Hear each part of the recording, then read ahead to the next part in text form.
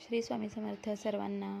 तर बाजारामध्ये ना हल्ली किंवा फ्रेश भाज्या येतात। काल होती चतुर्थी आणि सगळ्यांचा उपवास होता घरातला, तर मुलालासुद्धा उपवास होता। त्याची इच्छा होती की मंचुरियन बनवावे, म्हणून इथे हा जो ग्राइंडर आहे ना खूप उपयोगी पडतो। खास करून वेळेची बचत होते त्याने। तर पाहू शकता सगळ्या भाज्यांचा क्रश करून घेतलेला आहे ग्राइंडरमध्ये।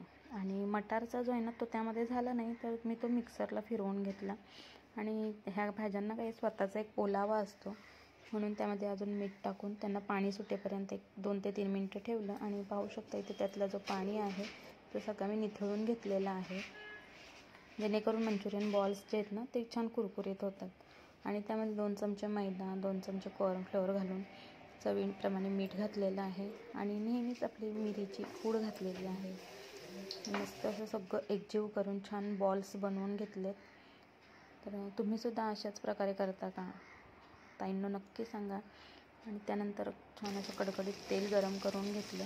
तेलामध्ये सगळे बॉल्स 3-4 टाकून असे तळून घेतले, डीप फ्राय करून घेतलेले आहेत। त्यानंतर पॅनमध्ये आहे ना लसूण आणि आलं जे आहे ते जास्त घेतलेलं आहे। त्याची टेस्ट एक वेगळी राहते चायनीज पदार्थाला। आणि म्हणून कांदा आणि ही शिमला मिरची जी आहे त्यावर छान असं सॉस वगैरे सगळे घालून घेतलेले आहेत जगभरातले। आणि त्यामध्ये मस्त अशी ग्रेव्ही टाईप तयार करून बॉल्स जे आहेत ते सोडून घेतलेले आहेत। छान अशी उकळी करून घेतलेली आहे, अगदी मस्तच। त्यानंतर ना व्हिनेगर टाकलेलं आहे, कारण चायनीज पदार्थ जो असतो ना त्याला व्हिनेगर टाकलं की अजून